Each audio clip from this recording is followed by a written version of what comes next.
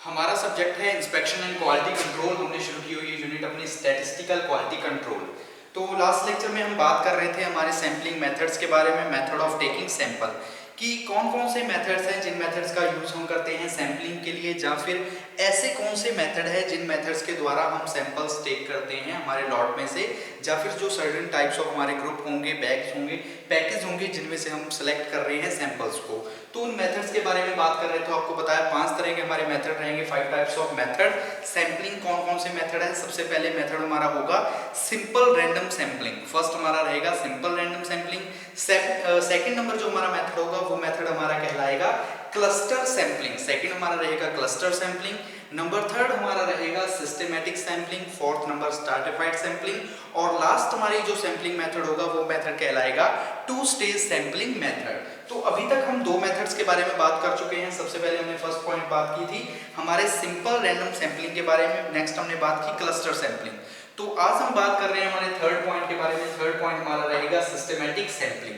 कि systematic sampling क्या होता है? तो देखिए सिस्टेमैटिक सैम्पलिंग क्या होता है कि when items are presented in a order, कि जब हमारी जो भी आइटम्स हैं, जिन आइटम्स को हम सिलेक्ट करना चाहते हैं एक सैंपल के तौर पे, वो आइटम्स को हमने क्या किया, एक ऑर्डर के अंदर सेलेक्ट कर दिया। ऑर्डर के अंदर सेलेक्ट किया, उसके बाद ऑर्डर के अंदर हमने क्या कर दिया, उनको सेट कर दिया, प्रेजेंटेड इन ए ऑर्डर, कि एक ऑर्डर के अंदर हमने जितने भी हमारी आइटम्स हैं उन आइटम्स को एक ऑर्डर के अंदर सेट कर दिया। उसके बाद क्या होगा, इट इज क्वाइट, ठीक है, उसके बाद क्या रहेगा, it is quite convenient to select samples. और उसके बाद हमने क्या करना है, उन जो सिस्टेमैटिक हमने अरेंज की हुई हमारी आइटम्स हैं उन आइटम्स में से हमने सैंपल्स को क्या करना है, सिलेक्ट करना है at regular intervals of time for inspection. कि एक टाइम के बाद, मान लीजिए हमारी 1 2 3 4 5 6 7 इस तरह से काफी नंबर ऑफ हमारी जो भी आइटम्स हैं उन आइटम्स को हमने एक सीरीज के अंदर सेट कर दिया। जब हमने सैम्पलिंग करनी है तो हमने रैंडमली उन जो सिस्टेमैटिक हमारे ऑर्डर में लगी हुई आइटम्स हैं उन आइटम्स में से हमने रैंडमली कुछ आइटम्स को सिलेक्ट कर लेंगे जैसे जैसे हम इंस्पेक्शन करेंगे। मान लीजिए नंबर 2 नंबर पे जॉब है, 2 नंबर को हमने सिलेक्ट किया, नेक्स्ट हमने 7 नंबर, उसके बाद 15 नंबर। तो इस तरह से हम जॉब को रैंडमली सिलेक्ट करते जाएंगे फॉर इंस्पेक्शन। किस चीज के लिए? इंस्पेक्शन के लिए। तो वो हमारे लिए रहेगी सिस्टेमैटिक सैम्पलिंग मेथड, यानी कि जिसके अंदर हम एक सिस्टम के अकॉर्डिंग चल रहे हैं, जो भी सैम्पलिंग कर रहे हैं वो सैम्पलिंग हम एक सिस्टम के अकॉर्डिंग कर रहे हैं। तो सिस्टेमैटिक सैम्पलिंग के अंदर हम लिख सकते हैं कि when the items are presented in an order, when the items are presented in an order, कि जब हमारी जो भी आइटम्स है उन आइटम्स को हमने एक ऑर्डर के अंदर सेलेक्ट किया, ऑर्डर के अंदर सेट किया है, तो अब हमने क्या करना है, to select sample unit systematically, to select sample unit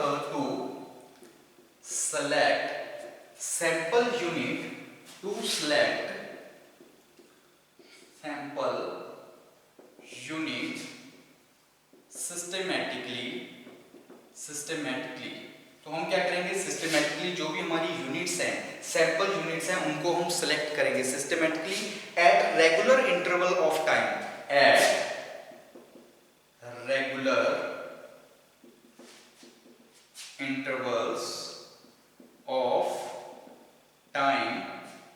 for inspection. कि इंस्पेक्शन के लिए एक रेगुलर इंटरवल के बाद उन आइटम्स को जो हमने एक अरेंजमेंट किया है, जिनको एक सिस्टम के अकॉर्डिंग सेट किया है, उन आइटम्स में से जैसे जैसे हमारी इंस्पेक्शन होगी इंटरवल के बाद, एक रेगुलर इंटरवल के बाद उनको क्या करते जाएंगे, सिलेक्ट करेंगे। तो वो हमारे लिए कौन सी होगी, उसको हम बोलेंगे सिस्टेमैटिक सैम्पलिंग मेथड। नेक्स्ट हम बात करते हैं, तो नेक्स्ट हमारा रहेगा stratified sampling method. Fourth number होगा हमारा stratified sampling method. Stratified sampling method, तो स्ट्रैटिफाइड सैम्पलिंग मेथड क्या होता है कि इन लार्ज लॉट, कि जब हमारा लॉट जिसके अंदर नंबर ऑफ आइटम्स कंटेन है वो लॉट अगर हमारा लार्ज है, if in large number of lots या फिर in large lots there are difficulty for random selection, कि अगर हमारे पास जो लॉट है वो लॉट क्या है, लार्ज है, उसके अंदर नंबर ऑफ आइटम्स हैं, नंबर ऑफ आइटम्स यानी कि काफ़ी सारे आइटम्स हैं, तो उस तरह के लॉट के अंदर में से सैंपल्स को सिलेक्ट करना कई बार क्या होता है, मुश्किल हो जाता है, डिफिकल्ट होता है सैंपल को सिलेक्ट करना। In this sampling items are selected without any rule. तो उस दौरान हम जो भी आइटम्स को सिलेक्ट करेंगे सैंपल के तौर पे, वो बिना किसी रूल के हम क्या कर सकते हैं, उन सैंपल्स को सिलेक्ट कर सकते हैं। वो मेथड हमारा कहलाएगा स्ट्रैटिफाइड सैंपलिंग मेथड। तो स्ट्रैटिफाइड सैंपलिंग मेथड में लिखेंगे in large lot there are difficulty for selection, random selection. In large lot, in large lot there are, in large lot there are difficulty, कि उनके अंदर क्या होगी, डिफिकल्टी होगी। There are difficulty, in large lot there are difficulty to randomly select, to randomly select, कि random selection या फिर to random selection, कि अगर हम रैंडम सिलेक्शन की बात करेंगे एक लार्ज लॉट के अंदर जिसके अंदर नंबर ऑफ आइटम्स हैं, तो वहां पे हमें डिफिकल्टी होगी। तो इन दिस तो वहां पे हम क्या करेंगे, विदाउट रूल यानी कि बिना किसी रूल के आइटम्स को सिलेक्ट करेंगे। In this sampling items are selected without any rule, तब हम क्या करेंगे, बिना किसी रूल के हमारी आइटम्स को सिलेक्ट करने का काम करेंगे। In this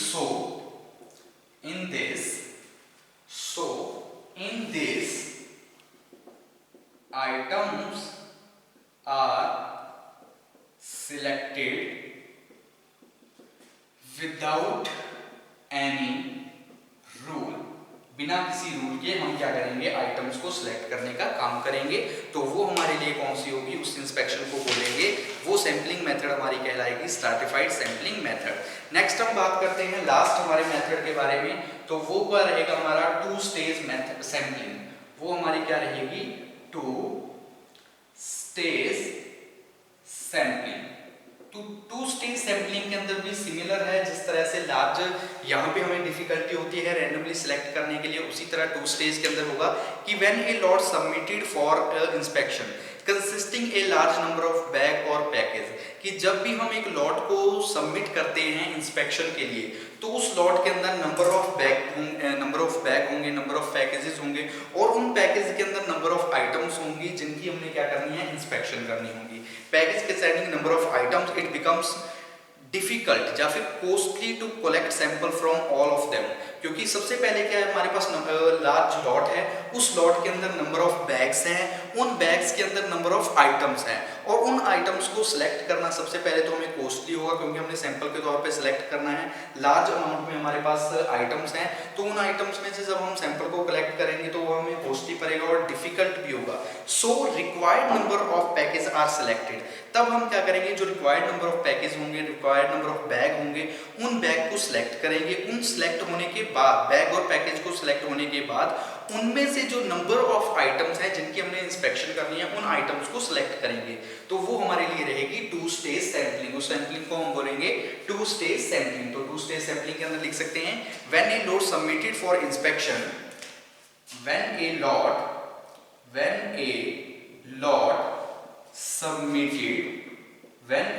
submitted for inspection,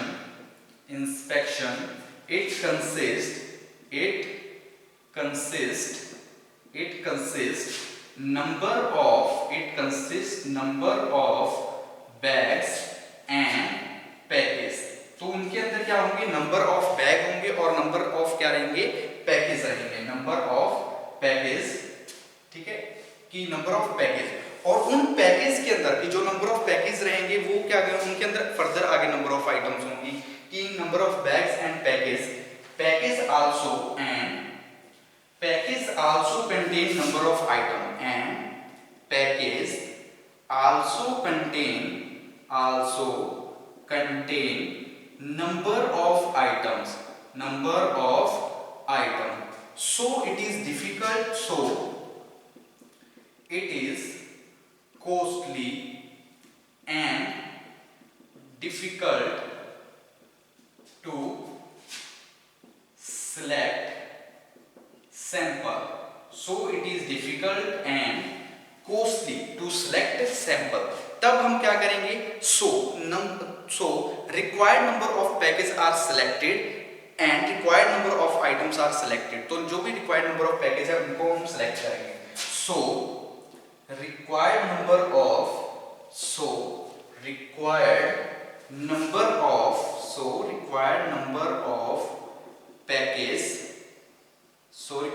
of packages selected at random and, और उन पैकेज के अंदर जो आइटम्स रहेंगे, and required number of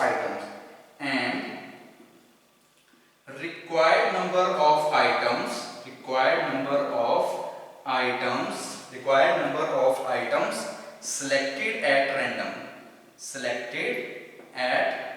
random, और रैंडमली उसी तरह हम क्या कर देंगे, जो रिक्वायर्ड नंबर ऑफ आइटम्स है, जिन आइटम्स की हमने इंस्पेक्शन करनी है, उन आइटम्स को भी हम सिलेक्ट कर लेंगे। तो ये हमारे लिए कौन से रहेंगे, हमारे सैम्पलिंग मेथड, या फिर हमको बोल सकते हैं मेथड ऑफ टेकिंग सैंपल्स। तो 5 तरह के हमारे मेथड रहेंगे। इससे पहले हम 2 मेथड्स के बारे में बात कर चुके हैं, वो हमारे कौन कौन से हैं। सबसे पहले सिंपल रैंडम सैंपलिंग, और सेकंड हमारी रहेगी क्लस्टर सैंपलिंग। थर्ड हमने यहाँ पे बात की सिस्टेमैटिक सैंपलिंग के बारे में। तो सिस्टेमैटिक सैंपलिंग के अंदर आपको बताया कि सिस्टेमैटिक सैंपलिंग कौन सी होती है, कि when items are presented in a order, कि जो भी हमारी आइटम्स है, जिन आइटम्स को हमने ऑर्डर में सेट किया है, उनको हम सेलेक्ट करेंगे किस तरह से, एक रेगुलर इंटरवल के बाद, जैसे जैसे इंस्पेक्शन होगी एक रेगुलर इंटरवल के बाद हम उन आइटम्स को सिलेक्ट करेंगे, तो वो हमारी रहती है सिस्टेमैटिक सैंपलिंग। नेक्स्ट हमने बात की स्ट्रैटिफाइड सैंपलिंग की। तो स्ट्रैटिफाइड सैंपलिंग कौन सी होगी, इन लार्ज लॉट, कि जहां पे हमारा लॉट क्या है, लार्ज है, there are difficulty to random selection, वहां पे रैंडमली सिलेक्ट कर पाना डिफिकल्ट होगा, तो इसलिए हम क्या करते हैं, विदाउट एनी रूल, बिना किसी रूल के आइटम्स को सिलेक्ट करते हैं और उनकी इंस्पेक्शन करते हैं। नेक्स्ट है two stage sampling. Stratified sampling के बाद नेक्स्ट हमारा रहेगा 2 स्टेज सैंपलिंग। तो 2 स्टेज सैंपलिंग कौन सी रहेगी, कि when a lot submitted for inspection, कि जब भी हम कोई एक लॉट सबमिट करते हैं इंस्पेक्शन के लिए, तो उस लॉट के अंदर नंबर ऑफ पैकेज होंगे, नंबर ऑफ बैग होंगे, उन नंबर ऑफ बैगेज और पैकेज के अंदर नंबर ऑफ आइटम्स होंगी, जिन आइटम्स की हमने इंस्पेक्शन करनी है। तो जब हम इंस्पेक्शन करेंगे उन नंबर ऑफ आइटम्स की, तो वो एक तो हमें कॉस्टली पड़ेगा और डिफिकल्ट भी होगा। तो इस वजह से हम क्या करेंगे, नंबर ऑफ पैकेज, यानी कि एक लॉट को सिलेक्ट करने की बजाय जो नंबर ऑफ पैकेज हैं उनको हम रैंडमली सिलेक्ट करेंगे। रैंडमली पैकेज को सिलेक्ट किया, पैकेज को सिलेक्ट करने के बाद उनमें से रैंडमली आइटम्स को सिलेक्ट करेंगे, फिर जाके उनकी इंस्पेक्शन करेंगे, तो वो हमारे लिए रहेगा 2 स्टेज सैंपलिंग। तो ये यहाँ पे हमारा कंप्लीट होता है टॉपिक। कौन कौन सा टॉपिक हमारा था, मेथड ऑफ टेकिंग सैंपल, या फिर बोल सकते हैं सैंपलिंग मेथड्स। नेक्स्ट हम बात कर लेते हैं, एक टॉपिक है हमारा, सिलेबस में नहीं है लेकिन हम कई बार एग्जाम में पूछा जा सकता है, टाइप्स ऑफ सैंपलिंग प्लान। जो हमने सैंपलिंग प्लान किया था, जिसके अंदर हमने कुछ टर्म्स के बारे में बात की थी, जिसके अंदर हमने लॉट साइज, सैंपल, सैंपलिंग और सैंपल साइज के बारे में बात की थी। तो उसी के अंदर की टाइप्स ऑफ सैंपलिंग प्लान, कि कौन कौन से हमारे सैंपलिंग प्लान्स होते हैं, तो उनके बारे में बात करते हैं। तो टॉपिक हमारा क्या बन जाएगा, टॉपिक होगा types of sampling plans. Topic होगा types of sampling plans. Types of sampling plans, कि कौन कौन से हमारे सैंपलिंग प्लान्स है। तो देखिए सैंपलिंग प्लान्स की जब हम बात करेंगे तो हमारे पास 4 तरह के सैंपलिंग प्लान्स होते हैं। सबसे पहले single sampling plan, double sampling plan, multiple sampling plan, और लास्ट हमारा रहेगा सीक्वेंशियल सैंपलिंग प्लान, कि जो हमारा सैंपलिंग प्लान होगा। तो 4 तरह के हमारे सैंपलिंग प्लान कौन से होंगे, सिंपल सैंपलिंग, डबल सैंपलिंग और मल्टीपल सैंपलिंग, और लास्ट हमारा रहेगा सीक्वेंस सैंपलिंग प्लान। तो बात कर लेते हैं, फर्स्ट हमारा कौन सा रहेगा, सिंगल, या फिर हम लिख सकते हैं सिंपल। सिंपल भी बोल सकते हो, सिंगल भी बोल सकते हो। फर्स्ट रहेगा single sampling plan. Second number पे जो हमारा रहेगा वो होगा डबल सैंपलिंग प्लान। सेकंड हमारा कौन सा रहेगा, double sampling plan. Next third number पे जो रहेगा वो होगा मल्टीपल, वो रहेगा हमारा multiple sampling plan. Multiple sampling plan, और लास्ट जो रहेगा वो होगा सीक्वेंटल, ठीक है, सीक्वेंटल सैंपलिंग प्लान। लास्ट हमारा क्या रहेगा, सीक्वेंटल, ठीक है, वो हमारा क्या रहेगा SEQUENTAL, सीक्वेंटल सैंपलिंग प्लान। तो ये हमारे पास क्या रहेंगे, चार तरह के हमारे होंगे सैंपलिंग प्लान्स, जिन सैंपलिंग प्लान्स का हम यूज करेंगे, किसके लिए यूज करेंगे, ये हमारे क्या रहेंगे सेक्वेंटल, या फिर हम इसको इस तरह से भी लिख सकते हैं, ठीक है, IAL सीक्वेंटल सैंपलिंग प्लान। तो ये सैंपलिंग प्लान्स होंगे जिनका हम यूज करेंगे अलग अलग टाइप्स के लिए सैंपलिंग करने के लिए। तो सैंपलिंग आपको बताया था कि जैसे हमने कोई भी पार्ट सेलेक्ट करने हैं तो उन पार्ट्स को सिलेक्ट करने के लिए हमें इन सैंपलिंग प्लान्स की क्या करनी होगी, जरूरत होगी। तो उसी के अकॉर्डिंग ये हमारे रहेंगे सैंपलिंग प्लान, जिन सैंपलिंग प्लान्स की हम जरूरत है। नेक्स्ट अब हम टॉपिक करते हैं, नेक्स्ट हमारा जो टॉपिक रहेगा वो होगा inspection plan format and test report के बारे में। लास्ट टॉपिक है हमारी इस यूनिट का, जो हमारी यूनिट थी स्टैटिस्टिकल क्वालिटी कंट्रोल। तो इस यूनिट का जो हमारा लास्ट टॉपिक रहेगा वो टॉपिक हमारे पास कौन सा होगा, वो टॉपिक होगा हमारा inspection plan format and test report. Inspection plan, यहाँ पे हमने सिर्फ इसके बारे में बात की है क्योंकि सिलेबस में आपसे नहीं पूछा गया, लेकिन कई बार एग्जाम में पूछ लेता है कि टाइप्स ऑफ सैंपलिंग प्लान कौन से, 1-2 नंबर में, इसलिए आपको बता दिया। सिर्फ आपने नाम याद रख लेने हैं कि सैंपलिंग प्लान्स के अंदर कौन कौन से रहेगा, single sampling, double sampling, multiple sampling और सीक्वेंस सैंपलिंग प्लान। नेक्स्ट अब हम बात करते हैं हमारे inspection plan format and test report के बारे में। लास्ट टॉपिक है हमारी इस यूनिट का।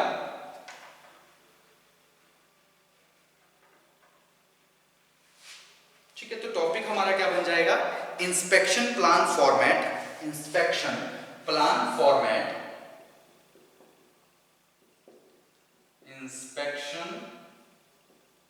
Plan format and test report. Inspection plan format and test reports, and test reports.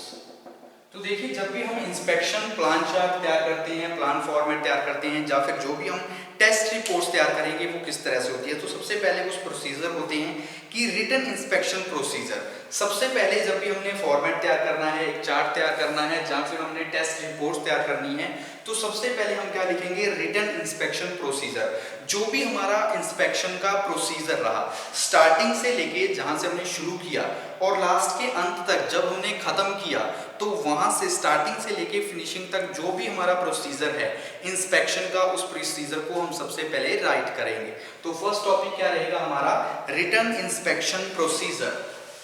Written inspection procedure first रहेगा, written inspection procedure, written inspection procedure. Next उसके बाद फर्दर आगे हम क्या बात करेंगे हमारे plan format and test report के अंदर, specification such as drawing, material specification, process specification.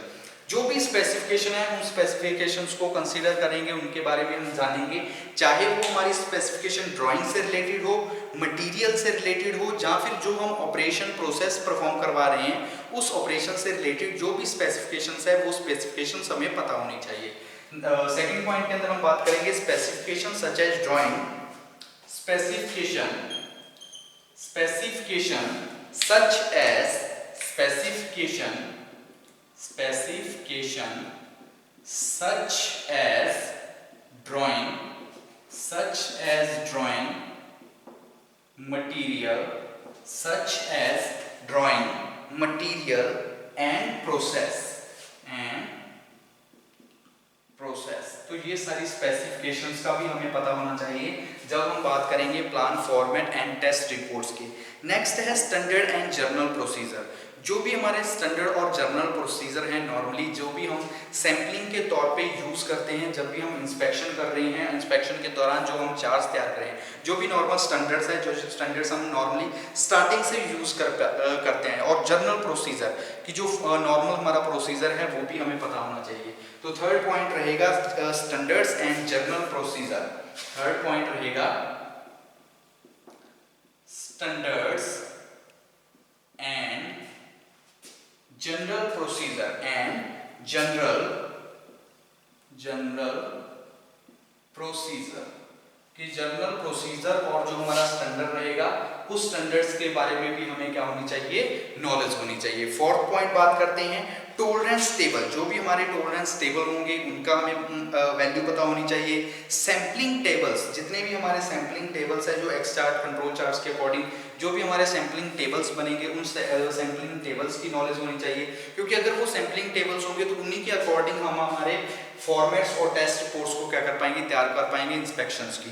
तो टॉलरेंस टेबल, सैम्पलिंग टेबल्स, इसके अलावा इंस्पेक्शन जो भी इक्विपमेंट्स हैं, डाटा शीट्स हैं, तो इन सबको हम कंसीडर करेंगे हमारे inspection plan format and test report के अंदर।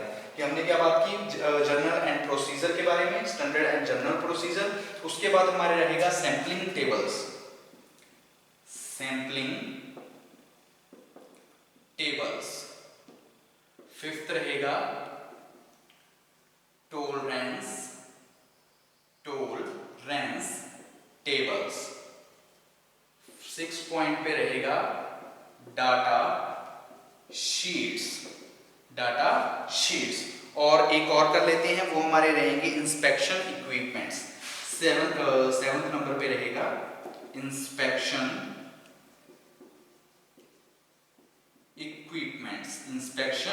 इक्विपमेंट्स, और एक और लिख लेते हैं, वो रहेगा हमारा विजुअल स्टैंडर्ड्स। जो भी हमारे विजुअल स्टैंडर्ड्स रहेंगे तो विजुअल स्टैंडर्ड्स के तौर पे भी हम यूज कर सकते हैं, किनका यूज कर लेंगे, हमारी inspection plan format and test reports का। तो ये हमारा यहाँ पे टॉपिक होता है। कौन सा टॉपिक था हमारा, inspection plan format and test report के अंदर कि किस तरह से हम इंस्पेक्शन प्लान फॉर्मेट तैयार करते हैं और जो भी टेस्ट रिपोर्ट्स होती हैं उनका प्रोसीजर क्या होता है। जब हम बात करते हैं इन रिपोर्ट्स की तो कुछ टेबल्स टाइप बन जाती है अलग अलग से, कि जैसे मान लीजिए कोई ग्रुप के अंदर आपको क्या दिया हुआ है, जो भी इनकी वैल्यूज है, डाटा है, वो डाटा दिया हुआ है, तो उनके अकॉर्डिंग हम उनको क्या कर लेंगे, तैयार कर लेंगे कि जो भी हमारा प्रोसीजर बनेगा। फॉर एग्जांपल मान लीजिए कि हमें क्या है, इन प्रोसेस इंस्पेक्शन एक रिपोर्ट तैयार करनी है, इन प्रोसेस इंस्पेक्शन रिपोर्ट तैयार करनी है। तो सबसे पहले मान लीजिए यहाँ पे हम कर रहे हैं इन प्रोसेस